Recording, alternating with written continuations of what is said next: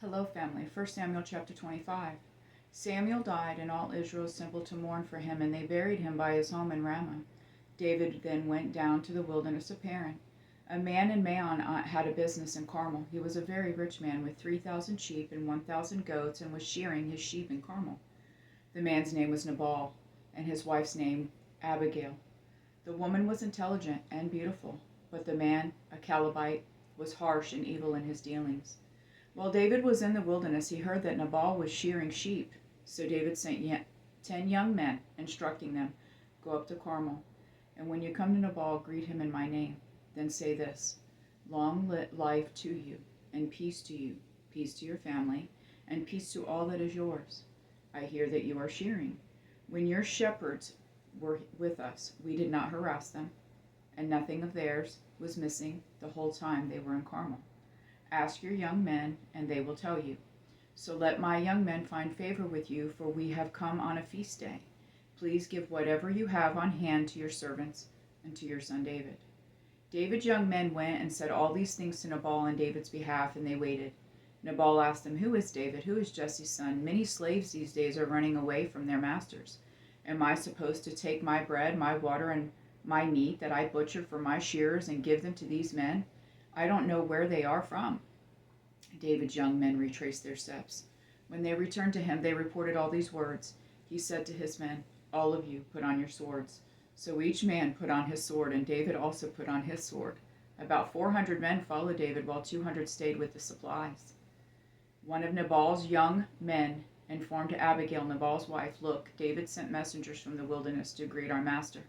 But he screamed at them, "The men treated us very well when we were in the field. We weren't harassed, and nothing of ours was missing the whole time we were living among them. They were a wall around us, both day and night, the entire time we were with them herding the sheep.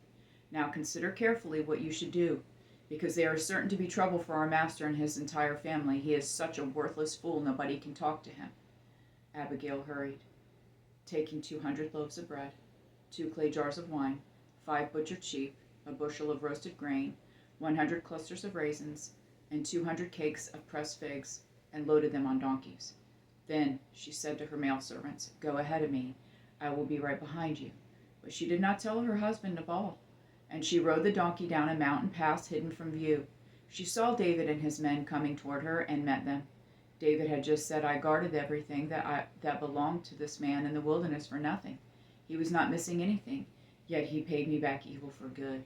May God punish me and do so severely if I let any of his males survive until morning." When Abigail saw David, she quickly got off the donkey and knelt down with her face to the ground and paid homage to David. She knelt at his feet and said, "The guilt is mine, my lord, but please let your servant speak to you directly. Listen to the words of your servant. My lord should pay no attention to this worthless fool Nabal, for he lives up to his name. His name means stupid, and stupidity is all he knows. I, your servant, didn't see my lord's young men whom you sent. Now, my lord, as surely as the Lord lives, and as you yourselves live, it is the Lord who kept you from participating in bloodshed and avenging yourself by your own hand. May your enemies and those who intend to harm my lord be like Nabal. Let this gift your servant has brought to my lord be given to the young men who follow my lord. Please forgive your servant's offense, for the Lord is certain to make a lasting dynasty for my lord because he fights the Lord's battles. Throughout your life, may evil not be found in you. Someone is pursuing you and intends to take your life. My lord's life is tucked safely in the place where the Lord your God protects the living, but he is flinging away your enemies' lives like stones from a sling. When the Lord does for my lord all the good he promised you and appoints you ruler over Israel, there will not be remorse or a troubled conscience for my lord because of needless bloodshed or my lord's revenge. And when the Lord does good things for my lord, may you remember me, your servant." Then David said to Abigail, "Blessed be the Lord God of Israel who sent you to meet me today. May your discernment be blessed, and may you be blessed. Today you kept me from participating in bloodshed and avenging myself by my own hand. Otherwise, as surely as the Lord God of Israel lives, who prevented me from harming you, if you had not come quickly to meet me, Nabal wouldn't have had any males left by morning light." Then David accepted what she had brought him and said, "Go home in peace. See, I have heard what you said, and have granted your request." Then Abigail went to Nabal, and there he was in his house, holding a feast fit for a king. Nabal's heart was cheerful, and he was very drunk, and she didn't say anything to him until morning light. In the morning, when Nabal sobered up, his wife told him about these events. His heart died, and he became a stone. About 10 days later, the Lord struck Nabal dead. When David heard that Nabal was dead, he said, "Blessed be the Lord who championed my cause against Nabal's insults and restrained his servant from doing evil. The Lord brought Nabal's evil deeds back on his own head." Then David sent messengers to speak to Abigail about marrying him.